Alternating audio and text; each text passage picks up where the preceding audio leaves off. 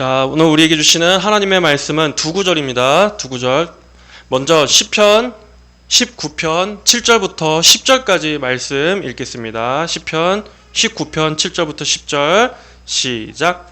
여호와의 율법은 완전하여 영혼을 소생시키고 여호와의 증거는 확실하여 어리석은 사람을 지혜롭게 하며 여호와의 교훈은 정당하여 마음을 즐겁게 하며 여호와의 명령은 순수하여 눈을 밝게 한다. 여호와를 경외하는 도는 정결하여 영원토록 지속되고 여호와의 법도는 진실하여 한결같이 의로우니 금 곧 많은 순금보다 더 사모할 것이며 꿀 곧 송이꿀보다 더 달다. 또 주님의 종이 이로 인하여 경계를 받고 이를 지킴으로 상이 크다. 아멘. 자, 또 한 구절 디모데후서 3장 15절 16절입니다. 자, 이 말씀은 제가 읽겠습니다. 디모데후서 3장 15절 16절. 또 네가 어려서부터 성경을 알았으니 성경은 능히 그리스도 예수님을 믿는 믿음으로 말미암아 너에게 구원에 이르는 지혜가 있게 한다. 모든 성경은 하나님의 영감으로 된 것으로 교훈과 책망과 바르게 함과 의로 교육하기에 유익하니 이는 하나님의 사람으로 온전하게 하며 모든 선한 일을 위하여 준비되게 하려는 것이다. 아멘. 자, 오늘은 이 두 구절의 말씀으로 우리에게 성경을 주신 하나님의 선하신 목적이라는 제목으로 하나님 말씀을 증거하겠습니다. 사람들은 하나님께서 존재하신다 하는 것에 대해서 말하면 이렇게 반응합니다. 아니, 하나님이 어디 계시느냐? 만약 하나님이 진짜로 있다면 왜 하나님이라는 존재는 우리가 확실히 알 수 있도록 자신을 이렇게 분명하게 나타내지 않느냐? 이렇게 사람들은 반문하곤 합니다. 하지만 성경은 정반대로 말합니다. 하나님은 자신을 숨기시는 분이 아니라 오히려 끊임없이 자신을 나타내시는 분이라는 것을 성경은 일관되게 말씀하고 있습니다. 여러분, 우리가 하나님에 대해서 알아야 할 것은 우리 하나님은 침묵하시는 분이 아니라는 것입니다. 오히려 우리 사람이 하나님께 대해 눈을 닫고 귀를 닫고 마음을 닫고 있는 것이지 하나님께서 숨어 계시는 게 아닙니다.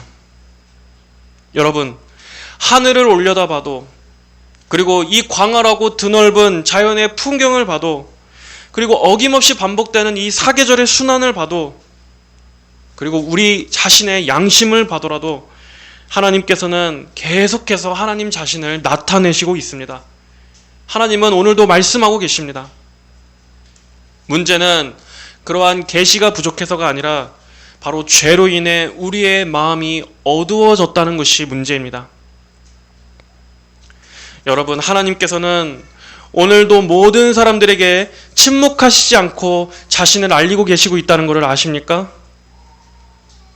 오늘의 시편 19편은 이렇게 시작합니다. 하늘은 하나님의 영광을 선포하고 궁창은 그분의 손으로 하신 일을 나타낸다. 저 하늘이 하나님의 영광을 선포하고 있다고 말합니다. 궁창이 하나님의 손으로 하신 일들을 나타낸다고 말씀합니다. 여기서 이 궁창은 유대인들이 생각하던 하늘의 개념이에요. 고대 사람들은 마치 하늘을 거대한 돔, 둥근 돔이 이렇게 펼쳐진 것처럼 생각했어요. 오늘날 우리식대로 이해하자면 이 궁창은 우리 위에 펼쳐진 이 하늘 전체, 어떤 대기권과 우주를 포함하는 그 광대한 하늘의 공간을 말한다고도 할 수 있습니다. 이러한 모든 것들이 오늘도 하나님의 영광을 선포한다. 하나님께서 하신 일들을 나타내고 있다는 겁니다. 밤하늘의 별들도 하나님을 증언하고 있습니다. 저 태양도 하나님을 증언합니다. 계절도 하나님을 증언합니다. 또 수많은 다양한 생물들의 종과 그 각자 고유의 생김새들도 다 하나님을 증거합니다. 그래서 성경 로마서 1장에서도 창세로부터 그의 보이지 아니하는 것들, 곧 그의 영원하신 능력과 신성이 그가 만드신 만물에 분명히 보여 알려졌나니 그러므로 그들이 핑계하지 못할지니라 말씀하고 있지 않습니까?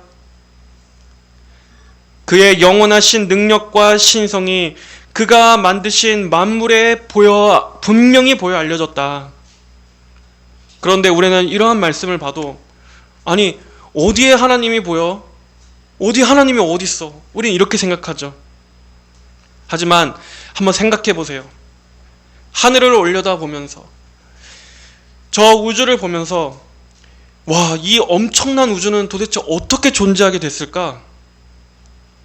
우리는 그렇게 생각하지 않습니까? 아무리 지금의 이 현대 과학이 발전했어도 우리가 별 하나를 만들어낼 수 있나요?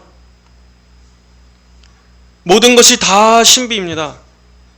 어떻게 태양이 단 하루도 쉬지 않고 인류 역사 내내 그렇게 규칙적으로 떠올랐습니까? 그리고 또 우리가 사는 이 지구는 어떻게 매 순간 아주 조금의 오차도 없이 공전합니까? 정말 하나님께서는 이 지구를 생명이 살아갈 수 있도록 너무나 놀랍고 정교하게 창조하셨습니다. 이 지구가 자전하는 그 자전축의 기울기가 조금만 기울어져도 또 지구가 태양과의 거리가 조금만 변화해도 이 지구에 있는 생명들이 살아가는데 엄청난 위험이 닥칩니다. 또 그 밖에 산소, 물 이러한 것들도 풍부하게 공급되어야 하죠. 그리고 또 지구 안에 있는 이 중력도 항상 일정하게 작용해야 하는 등 이렇게 이 모든 조건들이 그저 우연으로 된 것 같습니까? 오히려 너무나 아주 정교하고 질서 있게 맞아 떨어지고 있기 때문에 우리가 살아갈 수가 있는 것입니다. 이러한 질서가 그저 우연히 유지되는 겁니까? 이 질서는 우연이 아니라 하나님의 손으로 된 것입니다. 하나님께서 오늘도 하나님께서 만드신 이 우주 세상을 하나님께서 보존하고 계시기 때문입니다. 그래서 이 피조 세계는 날마다 외칩니다. 창조주가 계신다. 이 모든 세상을 만드신 창조주가 살아계신다. 모든 자연 만물이 하나님의 존재를 선포하고 있는 것입니다. 또한 이 자연은 하나님의 능력만이 아니라 하나님의 지혜도 보여주고 있죠. 이러한 생태계의 균형이라든가 우리 인체, 우리 인간의 몸의 이 정교한 것들을 한번 봐보세요. 이건 역시도 절대 우연에 의해서 만들어졌다고 믿기가 오히려 더 힘든 모든 것들을 창조하신 전능하신 창조주, 질서의 하나님이 계시다는 것을 부인할 수가 없게 만듭니다. 그래서 오늘의 이 시편 기자는 이 모든 것들이 주의 손으로 하신 일이라는 것입니다. 하나님의 창조의 손길이 아니고서야 어떻게 이렇게 신비하게 지어질 수가 있었을까요? 또 이 피조 세계는 하나님의 선하심을 증언해 줍니다. 하나님의 선하심. 하나님께서는 오늘도 악인에게도 해를 비추시고 비를 내려주십니다. 하나님을 믿지 않는 사람이라 할지라도 모든 사람이 매일 공기를 마시고 호흡하고 햇빛을 받고 음식을 먹고 자연을 누릴 수 있도록 은혜를 주십니다. 이렇게 하나님은 하나님을 믿든 믿지 않든 하나님께서 지으신 모든 피조물에게, 모든 사람들에게 하나님의 선하신 은혜를 날마다 베풀어주고 계시는 것입니다. 그래서 사도 바울은 사도행전 14장에서 하나님께서는 자신을 증거하지 않으신 것이 아니다. 곧 선한 일을 하시고 너희에게 하늘에서 비를 내려주시며 결실의 때를 주시고 너희의 마음을 음식과 기쁨으로 만족하게 하셨다. 하나님은 믿지 않는 이방인 너희들이라 할지라도 이러한 선한 은혜를 베풀어 주시지 않았느냐 하고 변론한 것입니다. 또한 우리는 이 피조 세계 속에서 하나님의 창조의 전능하심, 하나님의 지혜, 하나님의 선하심 뿐 아니라 아름다움에 관한 하나님의 감각도 우리는 볼 수가 있습니다. 왜 해가 지는 그 하늘의 저녁 노을은 왜 그토록 아름답습니까? 왜 저마다의 꽃들은 너무나 아름답습니까? 왜 하나님께서는 우리에게 아름다운 음악이라는 것을 만들게 하셨습니까? 밤하늘의 별들도 왜 그렇게 아름답고 광활합니까? 하나님께서는 이 자연의 아름다움까지 담아두셨습니다. 그래서 우리가 이 창조 세계를 볼 때마다 거기에서 하나님은 참으로 아름다우신 분이구나, 하나님은 참으로 미적인 감각이 있으신 분이구나, 그 하나님의 아름다우심이 비춰지는 것을 보게 되는 것입니다. 또한 이 피조 세계는 하나님의 질서까지도 나타내셨죠. 매일매일 아침이 오고 또 매일 밤이 오고 또 계절은 약속을 어기지 않고 찾아오고 씨를 심으면 열매를 맺는 원리가 있습니다. 이러한 것들도 다 하나님께서 이 세상을 지금도 신실하게 붙들고 계시다는 증거입니다. 하나님께서 세상을 창조하시고 세상을 붙들고 보존하고 계시고 세상을 통치하시고 섭리하시고 다스리신다 하는 것을 이 모든 자연 만물은 보여주고 있습니다. 그래서 흔히 이렇게 얘기하지 않습니까? 이 자연은 즉 하나님의 창조주의 영광을 보여주는 창조의 책이라고. 이처럼 하나님께서는 피조 세계를 통해서 침묵하시지 않고 하나님을 드러내 주십니다. 흔한 설명으로 우리가 어떤 그림을 보면 우리가 비록 그 그림을 그리는 화가를 보지는 못하더라도 우리는 어떤 생각을 합니까?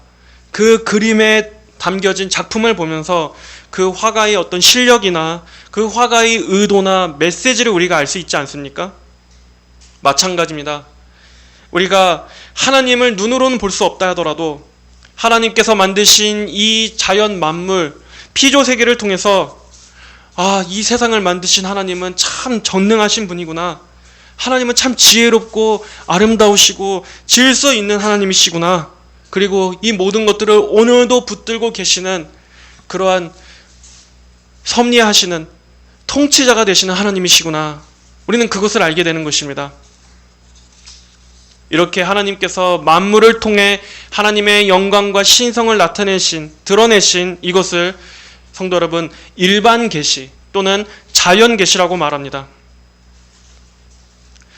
자, 하지만 자연은 우리 인간에게 하나님의 능력은 보여줄 수 있어도 우리 사람들에게 하나님의 구원을 알려주지는 못합니다. 이것이 중요한 부분입니다. 물론 하나님이 계시다는 것은 알려줄 수 있습니다. 하나님이 크고 능력 있으신 분이라는 것은 알려줄 수 있습니다. 하지만 죄인이 어떻게 구원받는지는 알려주지 못합니다. 하늘의 별들이 예수 그리스도를 말해주지는 않습니다. 높은 산들이 십자가를 증거해주지는 못합니다. 바다가 죄사함을 말해줄 수 있습니까? 여러분, 태양이 영원한 생명에 대해서 말해줄 수 있습니까? 이 자연은 복음을 전해주지는 못하는 것입니다. 그래서 하나님께서는 자연이라는 책뿐만 아니라 바로 무엇을 주셨습니까? 성경이라는 특별한 책을 우리에게 주셨습니다. 하나님께서는 침묵하시지 않고 역사 속으로 직접 들어오셔서 우리에게 하나님의 구원에 관한 지식을 성경을 통해서 계시하게 하신 것입니다. 이것을 바로 특별 계시라고 합니다. 특별 계시. 계시라는 말은 감추어졌던 것을 펼쳐 보인다는 뜻입니다. 감추고 있었던 것을 펼쳐 드러내 보인다.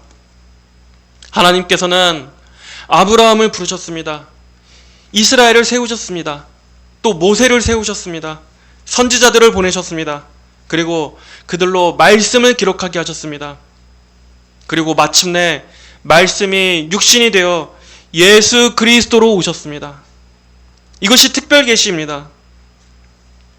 예수 그리스도의 성육신, 우리 주님의 이 땅에 오심은 특별 계시의 절정이라고 할 수 있습니다. 우리는 특별 계시라고 해서 성경만 딱 특별 계시가 아니라 특별 계시의 절정은 예수 그리스도, 우리 예수님이십니다. 이것은 성경 자체가 분명하게 증거하고 있어요. 히브리서 1장 1절로 2절에 옛적에는 선지자들을 통하여 여러 부분과 여러 모양으로 말씀하신 하나님이 이 모든 마지막 날에는 아들을 통하여 우리에게 말씀하셨으니, 또 그리고 요한복음 1장 14절에서도 말씀이 육신이 되어 우리 가운데 거하심에 우리가 그의 영광을 보니 아버지의 독생자의 영광이요 은혜와 진리가 충만하더라. 요한복음 1장 18절에 본래 하나님을 본 사람이 없으되 아버지의 품속에 있는 독생하신 하나님이 나타내셨느니라. 이렇게 특별 계시는 그리스도 안에서 절정을 이룹니다. 자, 그럼 성경은 무엇입니까? 바로 그 특별 계시를 하나님의 영감으로 기록하여 우리 교회에 영구적으로 전해주시는 하나님의 말씀인 것입니다. 하나님께서는 우리가 하나님에 관한 진리를 알 수 있도록 바로 그리스도를 증언하는 영감된 성경을 우리에게 주셔서 구원의 길을 밝히 보여주신 것입니다. 성경, 이 특별 계신 성경은 우리에게 예수 그리스도를 증거하고 구원의 길을 밝히 보여주시기 위해서 주신 계시이다. 하나님께서는 죄인들을 그냥 두시지 않으셨습니다. 우리에게 구원으로 나올 수 있도록 분명한 계시의 말씀을 주셨습니다. 흐릿한 빛이 아니라 밝은 빛을 주셨습니다. 어렴풋한 구원이 아니라 완전한 복음을 주셨습니다. 그리고 그 복음을 우리가 지금 읽고 있는 이 성경 안에 담아두신 것입니다. 여러분, 우리에게 주신 이 성경은 단순한 종교 경전이 아닙니다. 그냥 세상의 여러 종교들 가운데 있는 어떤 한 종교의 인간이 만들어낸 종교 문헌이 아닙니다. 세상의 종교 경전들과 성경의 차이는 무엇입니까? 세상의 종교 경전들은 그 출처가 인간에게서 나온 것입니다. 인간이 신을 찾고 또 인간이 도를 찾고 인간이 만들어낸 것들, 인간의 철학, 어떤 인간의 깨달음. 하지만 이 성경은 뭐가 다릅니까? 성경은 사람이 하나님께 찾아간 것이 아니라 하나님께서 우리 인간에게 찾아오셔서 말씀하신 계시입니다. 세상의 종교 경전은 인간의 가르침일 뿐입니다. 인간의 말이고 인간의 깨달음, 종교적 체험 또는 도덕 교훈, 수행에 관해서 말합니다. 하지만 성경은 인간의 말이 아닙니다. 여호와께서 말씀하시되 하나님께서 말씀하셨다는 것입니다. 하나님께서 자신을 계시해 주신 것입니다. 그래서 성경의 출처와 기원은 하나님입니다. 사람이 아닙니다. 디모데후서 3장 16절에 모든 성경은 하나님의 감동으로 된 것으로 라고 되어 있습니다. 우리 바른 성경은 하나님의 영감으로 된 것으로 라고 번역되어 있죠. 이 영감이라는 게 더 정확한 번역입니다. 하나님의 감동, 이 영감이라는 것의 원어의 의미는 무엇입니까? 하나님께서 숨을 내쉬셨다는 뜻입니다. 하나님께서 모든 성경은 하나님의 영감으로 된 것으로, 즉 하나님께서 성경의 모든 말씀에 하고 성령을 통해서 하나님께서 영감을 불어넣어 주셨다. 그리고 하나님의 입으로부터 나온 말씀이다 라는 뜻도 됩니다. 물론 성경도 여러 인간 저자에 의해서 쓰여졌죠. 이건 분명합니다.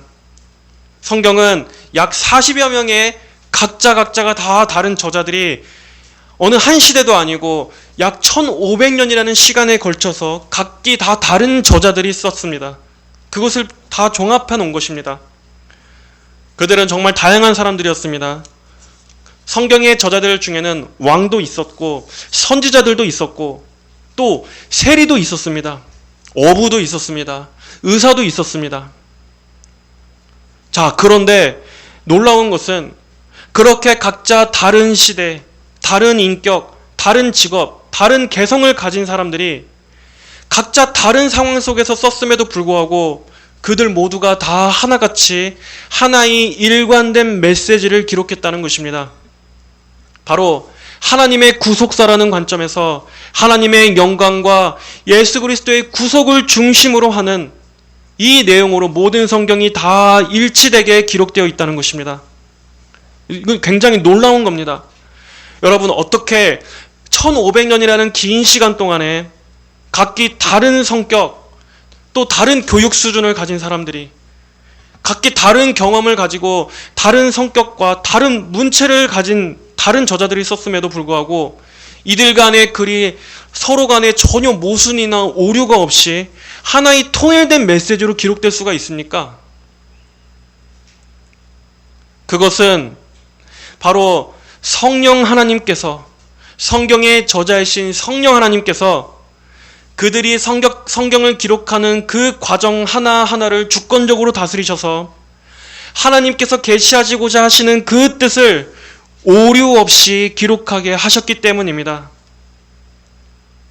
이것을 유기적 영감이라고 합니다. 유기적 영감. 기계적 영감이라는 것은 마치 사람이 로봇처럼 아무런 자기의 의식이 없이 하나님께서 주신 계시를 그냥 기계처럼 받아들여 적었다는 의미지만 기계적 영감이 아닙니다. 오히려 하나님께서는 각 저자들의 각자의 개성과 고유한 인격을 사용하셔서 또 그러면서도 동시에 하나님의 뜻이 온전하게 기록되게끔 영감되게 하셨다 해서 유기적 영감이라고 합니다. 이 성경의 기록 과정이 정말 유기적으로 영감됐다.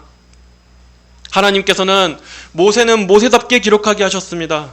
다윗은 다윗의 개성대로 기록하게 하셨습니다. 또 바울은 바울이 가지고 있는 그러한 뛰어난 지성과 그 모든 것들 각자의 개성을 사용하시면서 그러면서도 하나님께서 원하시는 말씀을 정확하게 성령의 감독하에 기록하게 하셨다. 너무나 놀랍지 않습니까?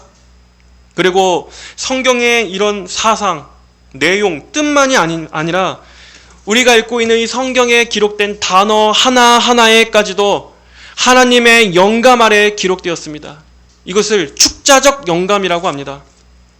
성경의 단어 하나하나, 그리고 성경의 이 문법, 문장의 순서, 배치까지도 이것 또한 하나님께서 영감하셨다.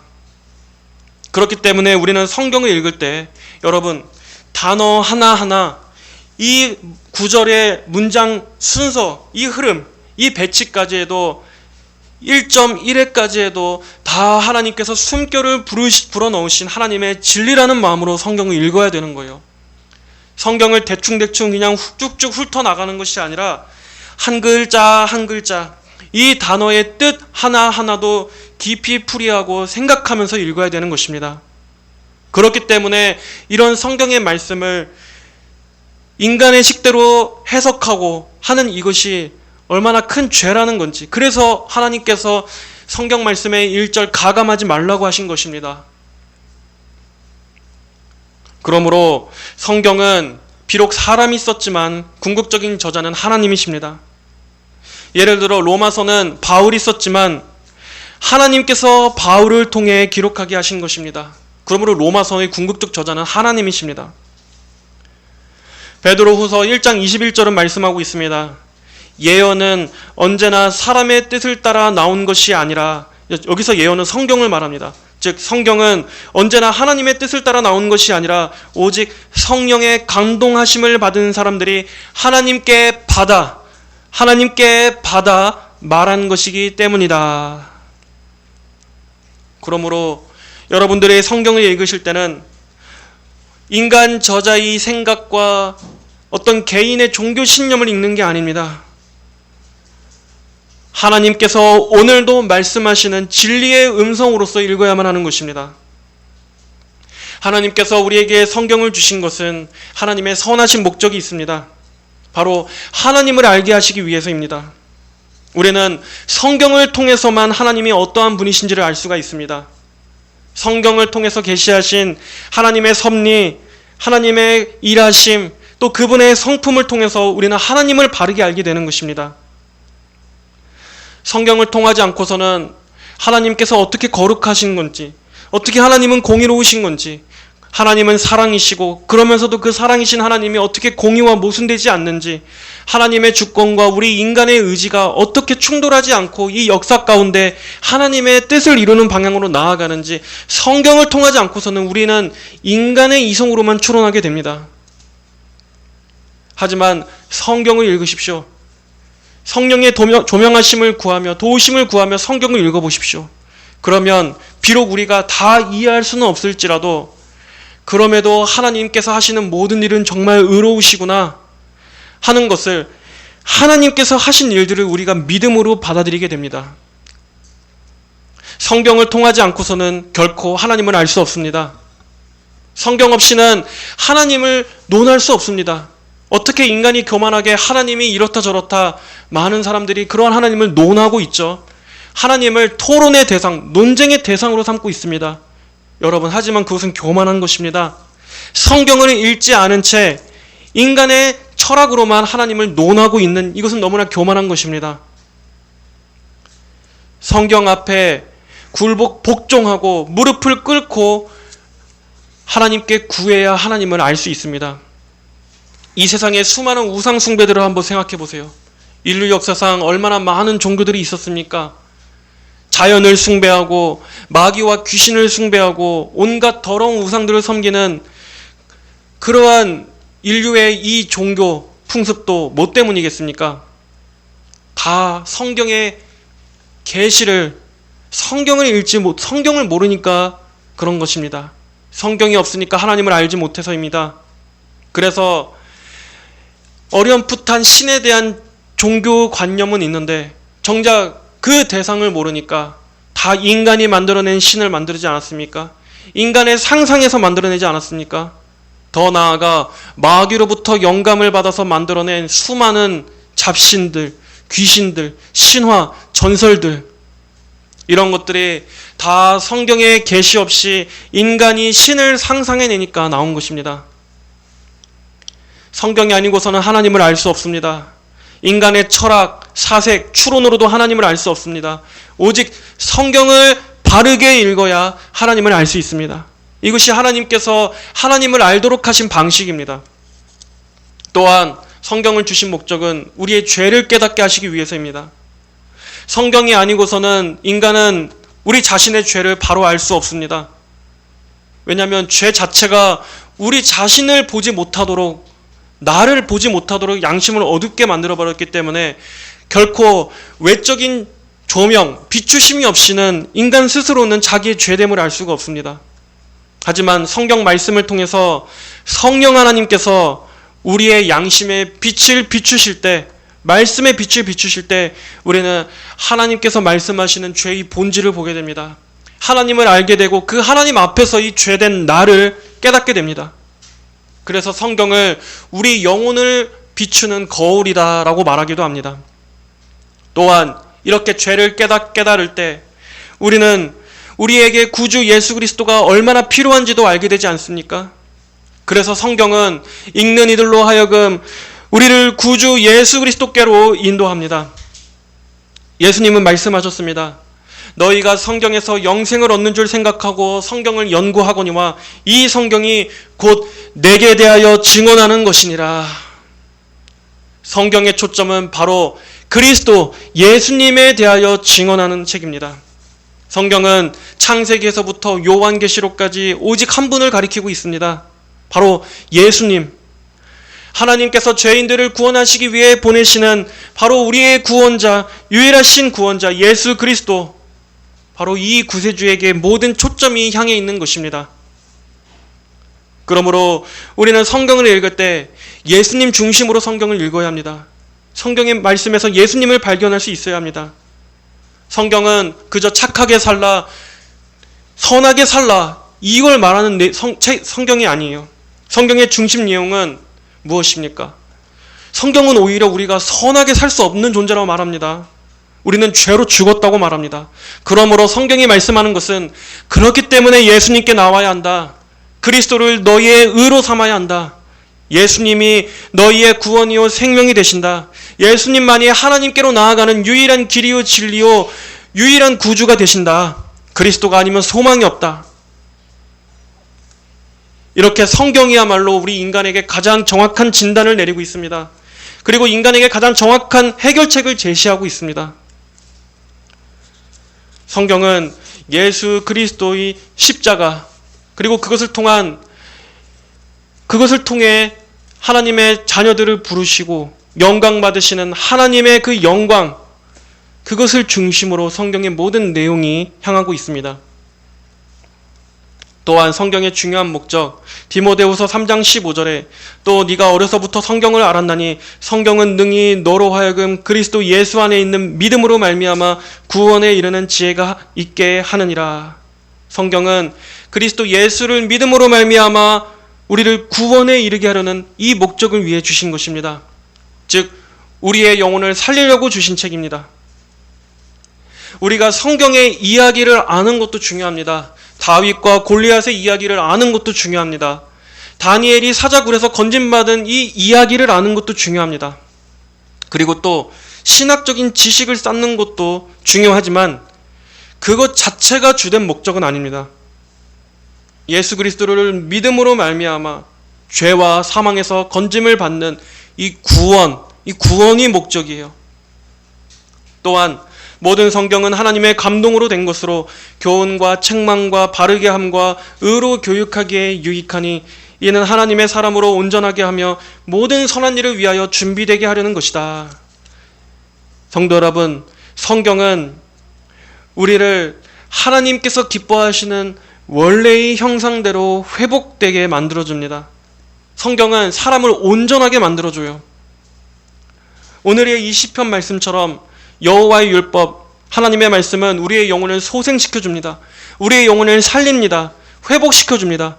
죄에서 살릴 뿐만 아니라 날마다 우리 영혼의 생명을 공급해요. 양식이 돼요. 그리고 성경 말씀은 어리석은 자들을 지혜롭게 만들어줍니다. 이 세상의 지혜가 아니라 하나님의 지혜로 살아갈 수 있게 만들어줍니다. 그래서 성경 말씀을 꾸준히 읽으면 정말 이 세상에서 얻을 수 없는 하나님의 관점에서의 참된 진리를 알게 돼요. 참된 지혜를 얻습니다. 또한 영혼의 갈증이 있습니까? 하나님의 말씀은 여러분의 갈증을 해결하는 생수가 되시고 하나님의 말씀은 살아있는 생명의 말씀이 능력의 말씀이기 때문에 여러분의 영혼에 생명을 줍니다. 우리 인간의 궁극적인 목마름, 굶주림을 해결해 줍니다.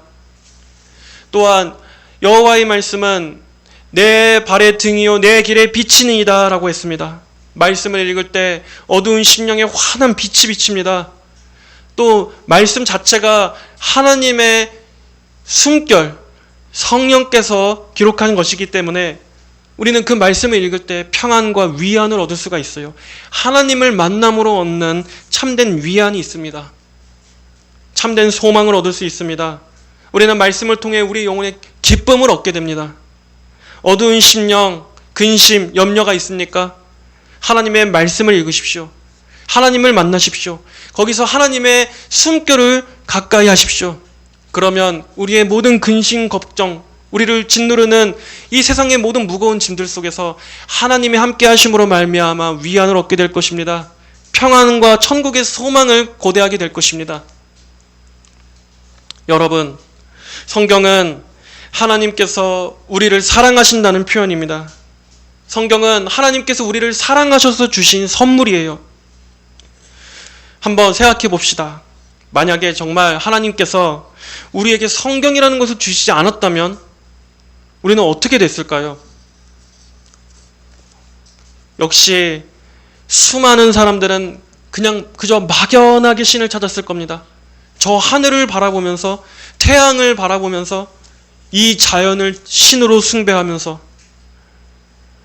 로마서 말씀대로 인간이 스스로 지혜 있다 하나 지혜 있다 하지만 어리석게 되어 썩어지지 아니하는 하나님의 영광을 썩어질 사람과 짐승과 기어다니는 동물 모양의 우상으로 바꾸었느니라 라는 말씀처럼 성령의 조명, 말씀이 없다면 인간은 이렇게 정말 어리석고 한심하게 저 태양을 보면서 엎드리고 개구리를 신으로 섬기고 고양이를 막 떠받들고 소를 숭배하고 정말 인간은 지금도 그렇게 계속 어리석었을 거예요. 하나님께서 성경을 주시지 않았다면 우리 인간들은 평생 동안 어렴풋이 창조주가 계시다는 것만 마치 장님이 더듬거리는 것처럼 더듬거리다가 결국에는 하나님을 알지 못한 채 심판받아 멸망에 이를 수밖에 없었을 것입니다. 하지만 하나님께서 우리에게 성경을 주셨기 때문에 하나님을 알 수 있는 길을 주신 것입니다. 예수님을 믿을 수 있도록 해주신 것입니다. 얼마나 감사합니까? 하나님께서 우리를 무지 속에 멸망하지 않도록 불쌍히 여겨주셨기 때문입니다. 죄로 눈멀어 있는 우리를 그냥 버려두시지 않았기 때문입니다. 성경은 하나님의 사랑의 표현입니다. 이렇게 선지자들을 보내주시고 사도들을 보내주시고 이렇게 성령의 감동으로 기록된 성경을 우리에게 주셔서 소망 없는 죄인들이 예수 그리스도를 알고 믿고 영원한 생명과 구원을 얻도록 해주신 이 하나님의 선하심을 우리는 감사히 여겨야 하는 것입니다. 그러므로 우리는 성경을 당연하게 생각하면 안 됩니다. 성경을 소중하게 생각해야 됩니다. 성경을 읽을 때마다 하나님의 그 사랑을 떠올리세요. 성경을 읽을 때마다 하나님께서 주신 그 은혜를 감사히 여기세요. 성경에 담긴 이 진리를 정말 사랑하고 귀하게 여겨야 합니다. 과거의 성도들은 이 성경을 너무나 지극히 소중하게 여겼습니다. 그때는 지금처럼 이렇게 성경을 흔하게 소장할 수 있는 시대도 아니었기 때문에 과거의 종교개혁자들이나 또 우리 위대한 신앙의 선조들은 정말 이 성경을 문자 그대로 생명처럼, 내 생명처럼 여겼습니다. 중세 카톨릭 때만 해도 일반 신자들은 성경을 개인적으로 소유하지도 못했습니다. 개인적으로 읽지도 못했습니다. 그리고 성경을 자유롭게 읽을 수 있는 권리를 주장하다가 많은 그리스도인들이 감옥에 가기도 했죠. 순교했습니다. 화형을 당하기도 했습니다. 우리가 이렇게 성경을 개인적으로 자유롭게 읽을 수 있게 된 것도 하나님께서 바로 이러한 믿음의 사람들을 통해서 오늘날 우리에게까지 하나님의 말씀을 보존하고 전하게 하셨기 때문입니다. 그 수많은 성도들의 피와 희생이 있었기 때문입니다. 그들의 헌신이 있었기 때문입니다. 모든 사람들이 하나님의 말씀을 개인적으로 읽을 수 있어야 한다라는 생각으로 성경을 처음으로 영어로 번역했었던 존 위클리프라는 분은 성경은 모든 그리스도인들의 재산이다라고 말했습니다. 여러분, 우리는 성경을 과연 그렇게 여기고 있습니까? 성경을 나의 가장 소중한 재산처럼 여기고 있습니까? 그 어떤 것과도 비교할 수 없는 정말 가장 값진 재산처럼 성경을 그렇게 여깁니까? 초대교회 때는 그때는 신약 성경이 아직 완성도 되기 전이라 사도들의 편지가 교회에 도착하면 교회 전체가 다 모여서 그 큰 소리로 그 편지를 함께 읽었습니다. 성경 한 권을 얻기 위해서 몇 달치의 품삯을 지불하기도 했습니다. 그리고 그 성경을 베껴 쓴 필사본, 그 필사본조차도 귀해서 교회가 성도들이 다 같이 돌려서 읽을 정도였습니다. 그만큼 그들은 하나님의 말씀을 소중히 여겼고 말씀을 듣는 그것이 얼마나 큰 특권인지를 잘 알고 있었다는 것입니다. 여러분, 오늘 이 시대를 살아가는 우리들에게는 성경이 한 권만 있는 것이 아니라 여러 권을 또 갖고 있는 시대입니다. 우리는 핸드폰으로도 얼마든지 성경을 볼 수 있고 또 누가 성경을 본다고 해서 핍박하는 사람도 없습니다. 성경이 너무나 흔해서 여기저기 그냥 아무렇게나 그냥 굴러다닐 정도입니다. 하지만 성경에 대한 우리의 사랑은 어떻습니까? 우리는 하루에도 수십 번 핸드폰을 확인합니다. 하지만 하나님의 말씀, 이 성경의 지퍼는 다 하루 종일 닫혀 있습니다. 우리는 SNS나 뉴스나 유튜브를 볼 시간은 많지만 하나님께서 무슨 말씀을 내게 하시는지는 듣지 않습니다. 우리는 세상의 말들은 맹신하면서 정작 하나님의 말씀은 우리 주관대로 그냥 너무나 쉽게 무시해버립니다. 하지만 여러분 기억하십시오. 성경을 대하는 태도는 바로 우리가 하나님께 대하는 태도입니다. 참된 성도는 성경을 정말 사랑하는 것으로 나타납니다. 성경을 귀하게 여기는 것은 곧 하나님을 귀하게 여기는 것입니다. 성경은 하나님은 아니지만 하나님의 마음이 펼쳐져 있기 때문입니다. 성경을 소중히 여기는 사람은 그 책을 통해서 지금도 우리에게 말씀하시는 그 하나님을 소중히 여기는, 귀하게 여기는 사람입니다. 여러분, 하나님은 침묵하시는 하나님이 아니십니다. 하나님의 음성을 듣기를 원하십니까? 그러면 여러분 성경을 펴십시오. 어느 한 구절이 아니라 어느 쪽집게처럼 내게 딱 꽂히는 구절이 아니라 성경 전체의 말씀을 통해서 하나님께서 말씀하시는 그 온전하신 뜻 전체를 다 경외함으로 들으십시오. 매일 성경을 펼칠 때마다 오늘도 하나님께서 나를 사랑하셔서 말씀으로 인도하시는구나. 오늘도 하나님께서 내 영혼을 살려주시려고 나를 부르고 계시는구나. 오늘도 하나님께서 나를 더 예수님께로 가까이 이끌어 주시려고 성경을 통해서 말씀하시는구나. 이렇게 하나님과 교제한다라는 기대감과 하나님을 가까이 하는 경외함으로 말씀을 펼치시기를 바랍니다. 겸손히 하나님을 알기를 바라는 마음, 갈망하는 마음으로 성경을 펴십시오. 금, 곧 많은 순금보다 더 사모할 것이며 꿀, 곧 송이꿀보다 더 달다. 하나님을 사랑하는 사람에게 있어서 성경은 순금보다 더 사모하게 되는 것이고 송이꿀보다도 더 달게 느껴지는 것입니다. 성도에게 있어 성경은 세상에서 가장 귀한 보물입니다. 여러분, 모든 성도분들이 우리에게 주신 이 성경을 사랑하고 성경을 통해서 하나님의 그 영광과 그 생명과 그 사랑을 충만하게 누리게 되시기를 주님의 이름으로 축복합니다. 하나님 아버지 감사합니다. 오늘은 하나님께서 우리에게 성경을 주신 그 선하신 목적에 대해 우리가 함께 알아보았습니다. 아버지, 우리에게 너무나 익숙하고 또 너무 가까이 있어서 소중함을 잃어버린 이 성경에 대한 마음을 다시 회복시켜 주시옵소서. 성경은 그냥 글자요, 죽은 문자가 아니라 하나님의 영감, 하나님의 그 호흡으로 불어넣으신 살아있는 생명의 말씀입니다. 또한 하나님의 진리의 말씀입니다. 우리의 영혼을 살리는 구원의 도가 담겨있는 말씀입니다. 이 말씀에 대한 사랑이 불일 듯 일어나게 하여 주시고 말씀을 통해 하나님을 가까이 하며 더욱더 하나님을 사랑하고 경외하는 저희들이 되게 하여 주시옵소서. 예수님의 이름으로 기도하였습니다. 아멘.